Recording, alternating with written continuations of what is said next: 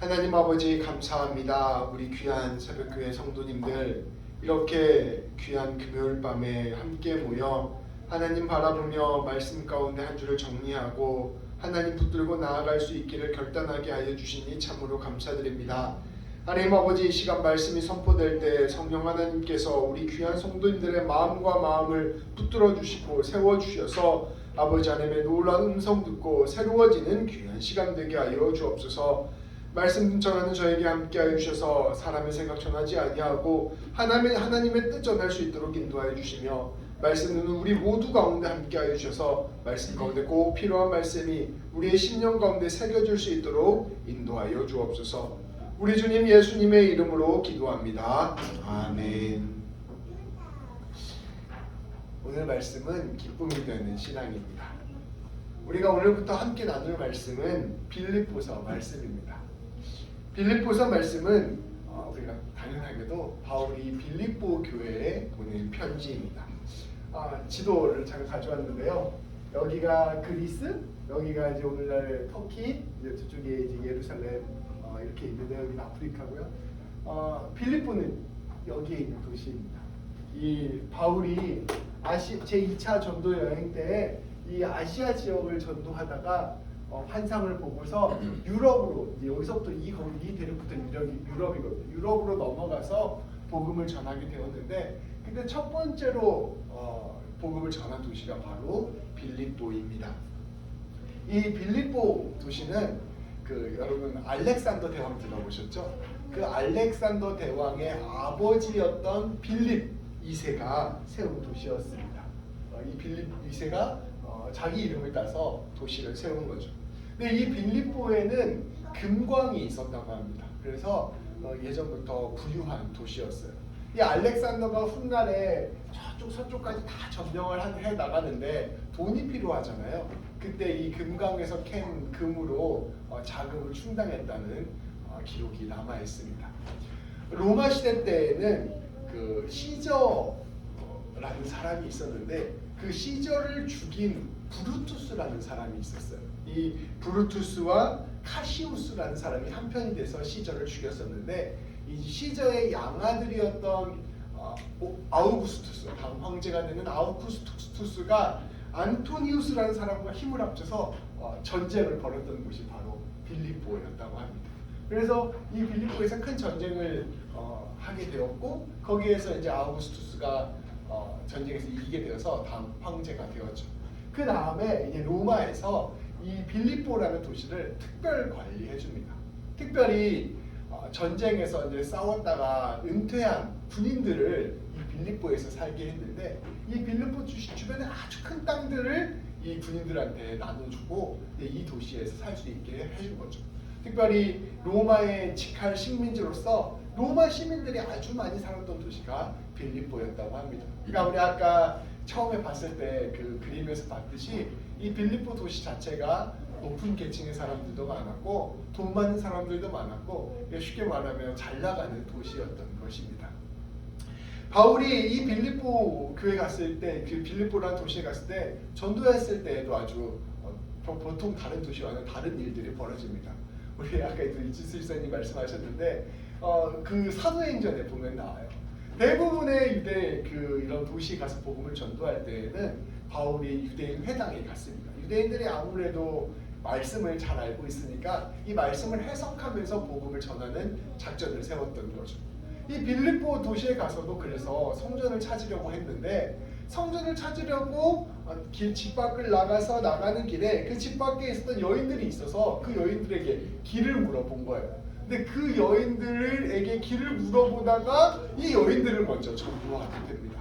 특별히 그 여인 중에 루디아라는 여인이 있었는데 자주색 옷감을 파는 여인이었습니다. 근데 이 자주색 옷감이 오늘날 따지면 명품이었어요. 그러니까 아주 돈이 많은 여자를 처음으로 전도하게 된 거죠. 루디아라는 여인이 전도를 받게 되고 이 사람이 엄청나게 부자니까 바울 사도님 그럼 그러지 마시고 저희 집에서부터 예배를 드리기 시작하죠. 저희 집에서 이 빌립보 교회를 세우죠. 이렇게 제안을 하게 됩니다. 그래서 이 빌립보 교회는 다른 도시와는 달리 처음부터 이 빵빵한 재정으로 이렇게 교회를 시작하게 되는 특징을 갖게 되었습니다. 그래서 이 빌립보 교회는 비교적 여유로운 상황 속에서 교회를 시작하고 또 교회를 발전시켜 나갈 수 있게 된 것이죠. 그렇게 이 빌립보 교회는 교회가 든든히 세워져 나아가면서 자연스럽게 바울의 선교를 후원하였습니다. 바울을 재정적으로 돕는 일들을 아주 많이 했어요.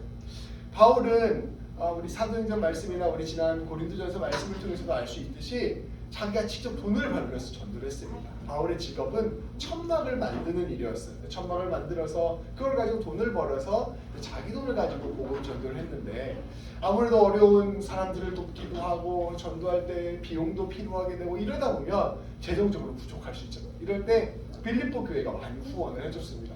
특별히 바울이 감옥에 갇혀 있거나 이럴 때는 어떻게 돈을 벌 수 있는 방법이 없잖아요. 이럴 때 빌립보 교회가 후원을 해주었습니다. 특별히 이 빌립보 교회가 오늘 빌립보서가 쓰여진 배경도 이와 같은 상황 속에서 편지가 쓰여진 것이었습니다. 이 신학자들에 따르면 이 바울이 지금 감옥에 갇혀 있는 곳이 어디인지 아주 정확하지는 않습니다. 아마도 에베소나 로마나 가이사랴나 이 세 군데 중에 하나라고 하는데 이 바울이 감옥에 갇혀 있었던 겁니다. 근데 이 바울이 감옥에 갇혀 있다는 소식을 듣자 빌립보 교회 성도들이 에바브로디도라는 사람의 손을 통해서 후원금을 바울에게 보내준 겁니다. 그러니까 바울이 그거 보고 얼마나 고마워해서 감사해서 이제 거기에 또 답장을 쓴 거예요. 그래서 답장을 쓰면서 고맙다, 너네가 짱이다 이런 편지를 쓴 게 바로 빌립보서 말씀입니다. 그러면서 더불어서 동시에 빌립보 교회에 필요한 신앙의 권면들을 같이 담아서 쓴 편지가 바로 빌립보서 말씀입니다. 에바브로디도가 후원금을 가지고 왔다가 이제 그 편지를 가지고 다시 빌립보 교회로 돌아가게 된 거죠. 그렇게 해서 쓴 편지가 바로 빌립보 편지인 것입니다. 빌립보서에는 그렇기 때문에 빌립보 교회에 감사하고 또 자기가 받고 있는 고난이 오히려 유익한 것이며 오히려 헛된 신앙들을 더 경계해야 된다는 것을 말씀에 담아서 성도들에게 편지로 보냈습니다. 오늘 우리가 함께 나눌 말씀은 그 빌립보서 말씀의 가장 첫 부분 말씀입니다. 인사하고 일종의 서문과 같은 역할을 하는 말씀이 오늘 말씀입니다. 오늘은 이 말씀을 통해서 빌립보 교회를 향한 이 바울의 마음을 함께 살펴보고 동시에 우리 그리스도인들이 어떠한 신앙을 가져야 되는지를 함께 살펴보고자 합니다. 이 바울이 이 빌립보 교회를 칭찬하는 모습들을 통해서 그 내용을 통해서 이렇게 하면 우리가 칭찬받는 신앙생활을 할 수 있구나 라는 것을 거꾸로 배울 수 있는 것이죠. 그래서 우리 그리스도인으로서 어떻게 하면 기쁨이 되는 신앙을 가질 수 있을지 오늘 말씀을 통하여 함께 살펴보겠습니다. 먼저 우리 1절과 2절 말씀을 함께 공독하도록 하겠습니다. 같이 한번 읽을게요. 그리스도 예수의 종 바울과 디모데는 그리스도 예수 안에서 빌립보에 사는 모든 성도와 또한 감독들과 집사들에게 편지하노니 하나님 우리 아버지와 주 예수 그리스도로부터 은혜와 평강이 너희에게 있을지어다. 아멘. 이 내용은 사실 모든 편지가 거의 비슷비슷, 대동소이하게 비슷비슷합니다. 이 바울이 편지를 쓸 때 썼던 형식이에요. 근데 이 안에도 이 바울이 어떠한 믿음을 가지고 있었는지가 잠시 드러납니다. 처음 시작할 때 이 편지를 쓴 사람을 바울과 디모데라고 하고 있어요. 사실 이 편지는 처음부터까지 다 바울이 쓴 겁니다. 근데 디모데의 이름을 같이 붙여준 것은 디모데가 자기와 함께 동역하고 있는 사람이었기 때문이에요. 그 사람의 이름을 떼지 않고 이 사람이 나와 함께 동역하고 있고 함께 섬기고 있다는 것을 같이 보여주기 위해서 편지 쓴 사람을 바울과 디모데라고 함께 적은 겁니다. 바울은 더불어서 자기의 이름 앞에 그리스도 예수의 종이라고 분명히 적고 있습니다. 자기가 오직 예수 그리스도의 복음만을 전하는 사람이라는 사실을 다시 한번 강조하고 이 편지 또한 그리스도의 종으로서 여러분께 보내는 편지입니다. 고백을 하게 된 것이죠. 이 목회자는 사실 모든 일들을 감당할 때 이 성도들에게 어떻게 하면 복음을 전할 수 있을까, 하나님을 알게 할 수 있을까에 관심을 기울이고 모든 일을 해야 됩니다. 그러니까 편지를 보내는 것이나 사람을 만나서 대화를 하는 것이나 예배를 하는 것이나 모든 것들이 사실은 복음을 전하는 자로 세움받은 정체성이 있어야 되는 것이죠. 이 바울도 마찬가지로 내가 예수의 종으로서 하나님 마음 전하는 마음, 하나님의 말씀을 전하는 마음으로 여러분에게 편지를 씁니다라고 고백을 하고 있는 것이죠. 바울은 수신자로 그리스도 예수 안에서 빌립보에서는 모든 성도와 감독들과 집사들에게 편지한다라고 적고 있습니다. 사실은 이 모든 성도라고 할 때 이 모든 성도 안에 집사도 들어가고 감독도 들어가고 장로도 들어가는 거예요. 그러니까 모든 성도에게 편지합니다라고 하면 되는데 그 뒤에 감독들과 집사를 또 붙인 이유가 있어요. 왜 그러냐면 후원금을 주로 감독들과 집사님들이 보내주셨대요. 아무래도 그렇잖아요. 교회에서 열심히 섬기시는 분들이 보내주시니까 감독들과 집사님들이 보내주셨다는 걸 이 바울이 알고 성도들에게 보내는데 특별히 감독들과 집사님들에게 편지를 보냅니다 라고 썼다고 하더라고요. 그래서 이제 이런 감사하는 마음이 이 안에 담겨져 있는 거죠. 이렇게 해서 이제 편지를 언급하며 이들의 이름을 다시 한번 언급하며 편지를 시작하였습니다. 바울은 모든 성도들에게 하나님께서 주시는 은혜와 평강이 있기를 간구하며 편지를 시작하였습니다. 모든 편지에 바울은 사실 모든 편지에 은혜와 평강을 간구하고 있습니다. 우리가 예전에 다른 성경을 나눌 때도 함께 나누었는데요. 이 바울은 항상 성도들에게 은혜와 평강을 요청했던 것이죠. 이게 당시에 썼던 편지글의 기본적인 형식이기도 했는데요. 그럼에도 불구하고 바울이 가장 중요하게 생각했던 게 은혜와 평강이었던 것 같습니다. 예수 그리스도의 십자가의 사랑과 용서를 아는 그 은혜가 마음속에 있었으면 좋겠다. 또 그 예수 그리스도를 온전히 신뢰함으로부터 나오는 평강이 있었으면 좋겠다. 늘 예수님 붙들고 사랑함으로 말미암아 복된 삶을 살아갔으면 좋겠다라는 마음을 담아서 첫 인사를 하게 됩니다. 바울은 이처럼 첫 인사를 건네고 본격적으로 진짜 인사를 시작하였습니다. 이 인사의 핵심은 빌립보 교회에 대한 감사 고백입니다. 나 이렇게 후원해줘서 보살펴줘서 열심히 섬겨줘서 고맙습니다라는 감사가 3절부터 8절까지의 말씀입니다. 우리 함께 읽도록 하겠습니다. 시작.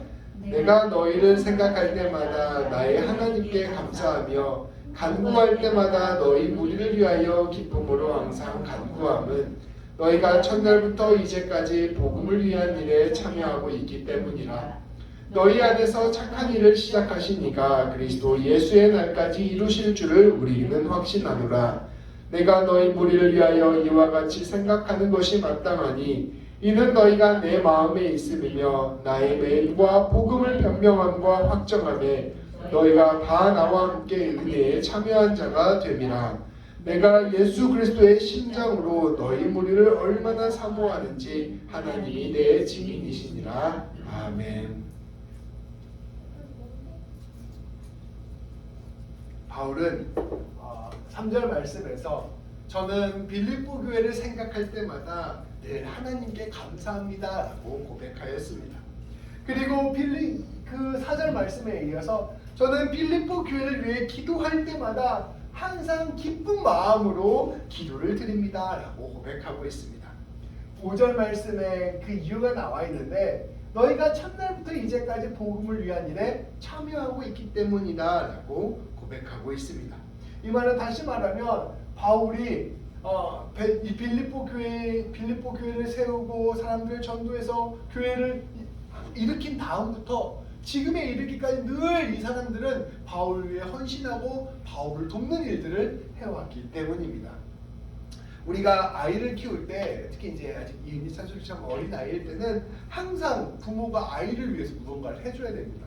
계속해서 부모가 아이를 위해서 무언가를 해주다가 어느 날 갑자기 아이가 나를 위해서 무엇인가를 그렇게 해주기 시작하면 그게 그렇게 뿌듯합니다. 우리 예전에도 전 집사님이 한 말씀해 주셨는데 이제 건이 다니까 키가 커가지고 안 닿는 것도 이제 건이가 딱 해주고 이러면 아이고 다 컸네 이런 마음이 들고 뿌듯한 마음이 드는 거죠.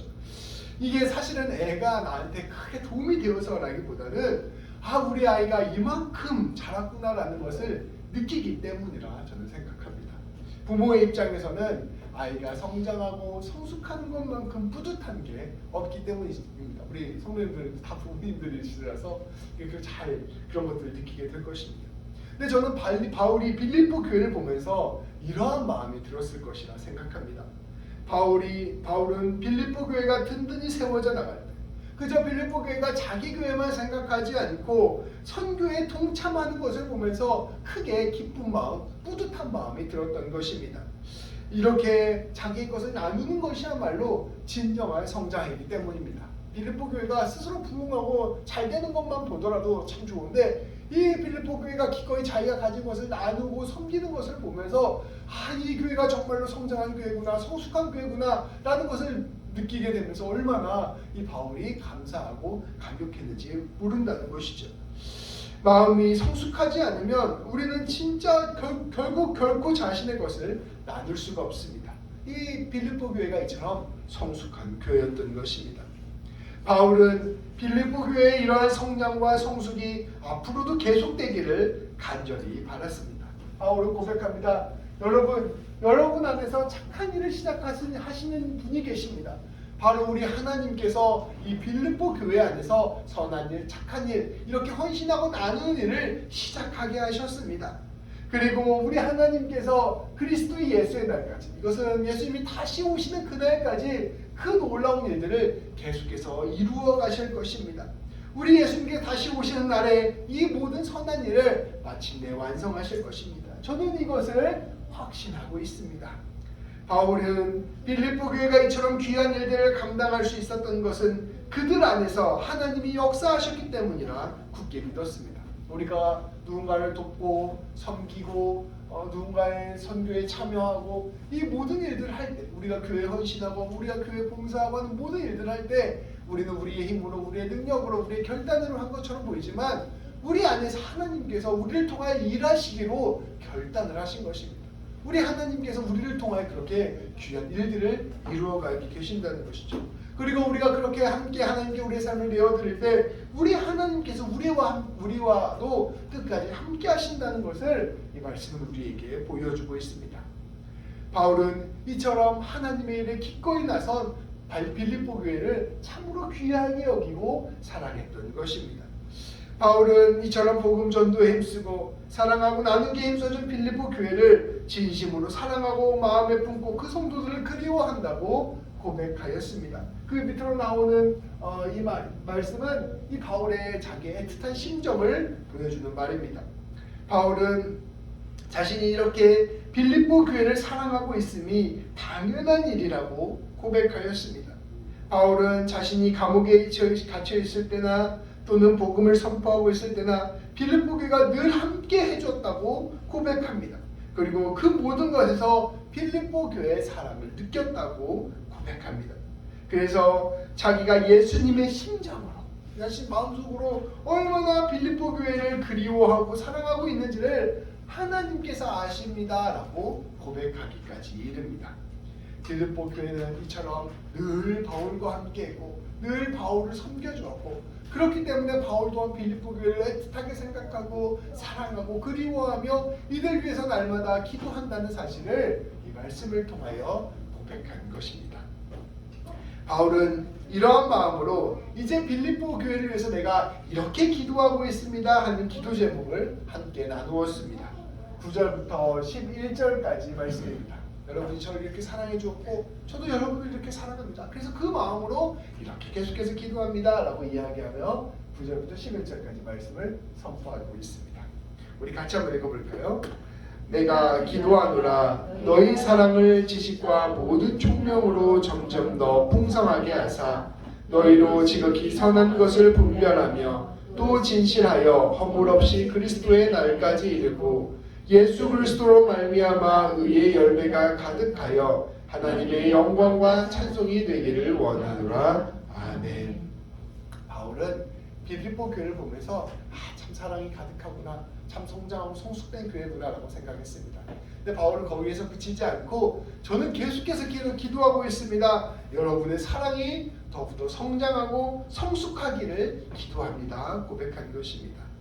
바울은 빌립보 교회가 이제껏 자신의 것을 나누며 교회를 사랑하고 주님을 사랑하고 바울을 사랑해 줬던 것처럼 앞으로도 더욱더 풍성하게 사랑하기를 기도한 것입니다. 우리 잘하고 있는 사람에게 더 잘하도록 이렇게 기도하고 격려해 주는 것처럼 지금 빌립보 교회가 이처럼 잘 사랑해 왔으니 앞으로도 더 잘 살아가고 더 풍성하게 사랑하기를 간구하며 기도했던 것입니다. 그리스도인의 사랑은 어떻게 더 풍성해지고 잘할 수 있을까요? 그것은 오늘 9절 말씀에 나옵니다. 지식과 모든 총명으로 사랑이 풍성해진다고 이야기하고 있습니다. 근데 여기서 말하는 지식과 총명은 예수님을 향한 지식, 예수님을 향한 총명을 의미합니다. 예수 그리스도의 그 놀라운 사랑과 용서를 더 알아서, 예수 그리스도의 그 뜻을 더 알아서 우리가 그 사랑 예수 그리스도 안에 붙들릴 때 우리는 더 풍성한 사랑을 할 수 있습니다. 예수님을 온전히 붙들고 예수님의 십자가 사랑 안에서 그러한 사랑을 하기를 바울은 기도한 것입니다. 우리가 사랑을 우리의 힘과 우리의 능력으로 하려고 하면 늘 한계에 부딪힙니다. 내 것을 나누고 내 것을 헌신하는 일도 내 힘으로만 하면 결국에는 지치고 쓰러지고 맙니다. 근데 우리가 날마다 예수님을 붙들고 나아가고 예수님의 은혜를 더 경험하고 예수님의 충만함 안에 거하면 우리는 감히 우리가 처음에는 상상할 수도 없는 놀라운 사랑들을 뿜어내는 놀라운 존재가 됩니다. 바울은 이 예수님을 아는 지식, 예수님을 아는 총명으로 말미암아 빌립보 교회의 사랑이 더욱더 풍성해지기를 원한다라고 기도한 것입니다. 그것을 통하여 빌립보 교회가 지극히 선한 것을 분별하며 또 진실하며 허물 없이 그리스도의 날까지 이르기를 계속해서 간구하였습니다. 사랑을 할 때 바울은 무엇이 중요한지를 빌립보 교회가 꼭 알기를 바랬던 것입니다. 교회가 부흥하고 선한 일을 하다 보면 가장 중요한 핵심을 놓치곤 합니다. 그것은 앞서 말씀드린 바와 같이 예수님을 붙드는 일입니다. 우리가 선한 일을 많이 하고 좋은 일을 많이 하고 베풀고 나누고 이렇게 하다 보면 한편으로는 내 힘과 내 능력으로 하려고 하는 함정에 빠지기도 하는데 또 다른 한편은 그런 과정 속에서 예수님이 제껴지고 자기가 주인이 되어서 그런 일들을 하는 함정에 빠지기도 합니다.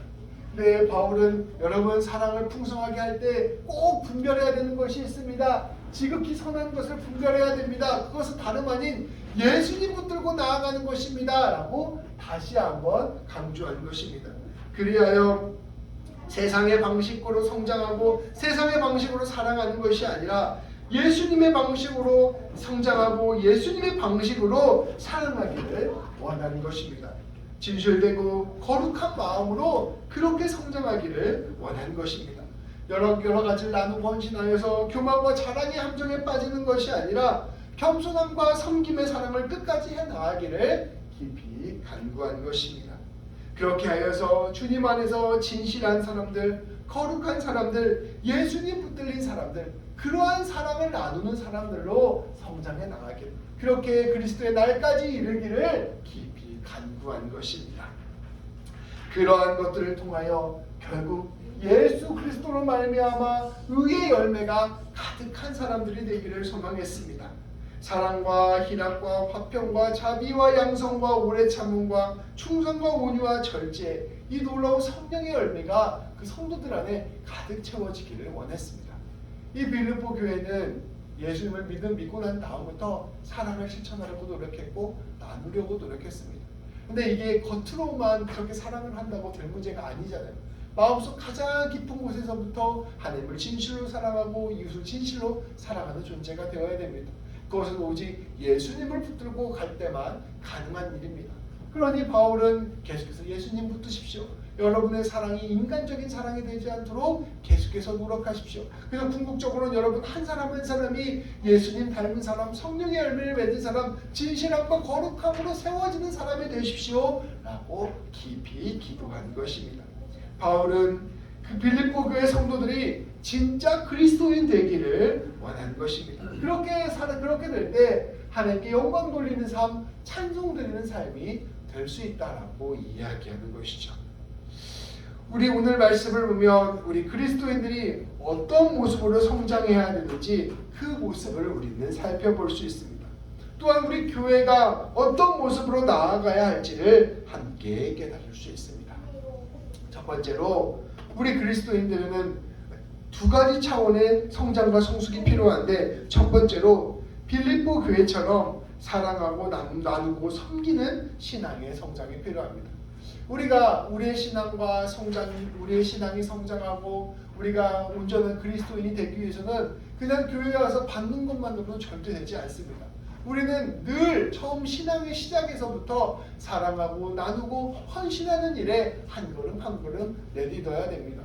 내 삶의 자리에서, 예배의 자리에서, 또 교회 신앙생활의 자리에서 내 것을 내어주는 헌신이 반드시 필요하다는 것을 오늘 말씀은 우리에게 가르쳐주고 있습니다.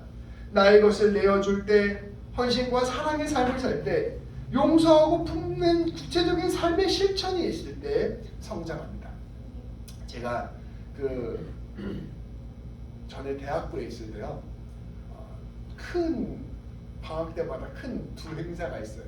하나는 수련회가 있고요, 하나는 여름 농촌 봉사활동이 있었습니다. 근데 봉사활동이지만 일종의 선교죠. 농촌 선교가 있었어요. 겨울에는 수련회를 하고 여름에는 선교를 했어요. 근데 이제 수련회는 가서 은혜를 받는 거잖아요. 근데 이 선교는 진짜 말 그대로 가서 노동을 하고 손과 발을 이용해서 섬기고 도와주는 일을 합니다. 근데 이게 시간이 지나고 나면 진짜로 믿음을 성장시키는 것은 물론 수련회도 큰 은혜를 받지만 농촌 선교더라고요. 이 농촌 선교를 한번 하고 나면 이웃을 위하여 자신의 삶을 내어주고 그리스도의 사랑으로 헌신하는 삶을 살면 이 아이들이 엄청나게 변하는 것을 실제로 경험할 수가 있었습니다. 신앙생활에 있어서 우리가 신앙이 성장하고 우리가 예수님이 원하시는 모습으로 빚어져 가기 위해서는 반드시 헌신과 봉사와 사랑이 있어야 됩니다. 삶의 자리에서 누군가를 품는 일이 있어야 되고 삶의 자리에서 나의 것을 나누는 일이 있어야 됩니다. 이러한 것들이 바로 우리가 진짜로 예수님 원하시는 신앙인의 모습으로 빚어가는 삶이 되는 것이죠. 요한일서 3장 18절 말씀처럼 말과 혀로만 사랑할 것이 아니라 행함과 진실함으로 사랑해야 됩니다. 빌립보 교회는 처음 신앙을 가졌을 때부터 자신의 것을 나누며 사랑하였습니다. 그 놀라운 헌신의 결과 빌립보 교회는 바울의 기쁨이 되는 교회가 되었습니다. 우리의 신앙과 성장, 우리의 신앙의 성장과 성숙을 위해서 그래서 첫 번째, 나누고 섬기는 사랑이 꼭 필요하다는 것이죠. 두 번째로는 예수 그리스도의 십자가 복음의 능력을 아는 신앙의 성장이 필요합니다. 우리의 신앙은 우리의 힘과 능력으로 하는 것이 아닙니다. 자기 힘, 자기 능력으로 사랑을 하다가 우리가 맞이하게 되는 것은 좌절과 낙심입니다. 앞서 말씀드렸다시피 그냥 교회 왔다 갔다 하는 것은 내가 신앙을 되게 잘 아는 것처럼 보여도 하나도 아직 신앙이 성장하지 않았을 가능성이 굉장히 높습니다.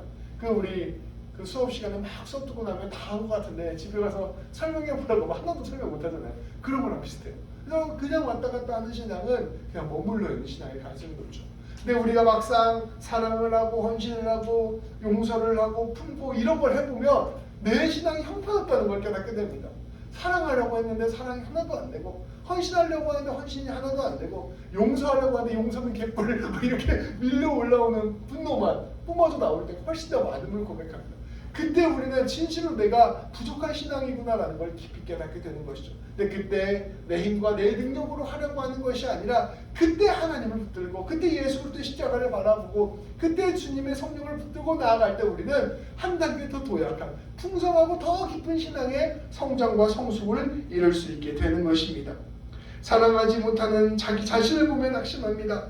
내가 열심히 사랑해주고 용서해줬는데 변화하지 않는 그 사람을 보면서 낙심합니다. 내가 이렇게 헌신하고 수고했는데 열매가 맺히지 않는 것을 보고도 낙심합니다. 그 모든 낙심의 자리에서 우리는 예수 그리스도를 바라보게 된다는 것입니다. 십자가에서 베푸신 그 놀라운 사랑과 용서를 실제로 깨닫는 자리가 바로 그렇게 낙심하고 절망하는 자리입니다. 그 자리에서 지금도 함께하고 계시고 힘을 주시는 예수님과 교제할 때, 또 부활의 소망을 바라보며 용기를 얻을 때, 우리 주님께서 날 이렇게 사랑해 주시고 용서해 주셨구나라는 것을 깨닫게 될 때 우리는 그 자리에서 하나님의 놀라운 사랑 가운데서 변화되고 성장하고 더욱더 주님 붙들고 나아갈 수 있게 되는 것입니다. 날마다 예수님 안에 거한다면 우리는 그 가운데서 예수님 닮게 될 것이고 성령의 열매를 맺게 되는 인격을 갖게 될 것이며 많은 이들에게 은혜와 사랑을 나누는 삶이 되고 복을 나누는 삶이 될 것입니다. 그렇게 예수님 붙들고 나아가는 삶을 살아가는 삶이, 그래서 그렇게 예수님의 사랑을 전하는 삶이 바로 하나님의 영광과 찬송이 되는 삶, 그리고 의의 열매가 가득한 삶이 되는 것입니다. 오늘 말씀을 보며 이 두 가지를 결단합시다. 내가 내 삶의 자리에서 어떠한 모습이든지 내 자신을 내어주는 사랑을 하기로 결단합시다. 또 그러한 사랑의 자리에서 매 순간 부딪힐 때마다 예수님 바라보고 붙들고 나아가기를 결단합시다. 그렇게 나아갈 때 우리의 신앙은 날마다 성장할 것이요 풍요로워질 것입니다. 그리고 우리 한 사람 한 사람이 주님의 기쁨이 되고 성도의 기쁨이 되고 교회의 기쁨이 될 것입니다. 우리 귀한 집사님들이 이러한 놀라운 기쁨들이 되시기를 주님의 이름으로 축복합니다. 기도하시겠습니다. 하나님께서는 오늘 빌립보 교회를 통해 또 빌립보 교회에게 편지를 쓴 바울의 메시지를 통해 우리가 어떻게 신앙을 성장시키고 성숙시켜야 되는지를 깨닫게 하여 주시니 참으로 감사드립니다. 빌립보 교회처럼 우리가 주님을 믿게 되었다면 기꺼이 사랑하고 헌신하고 나누는 삶 살아갈 수 있도록 인도하여 주옵소서.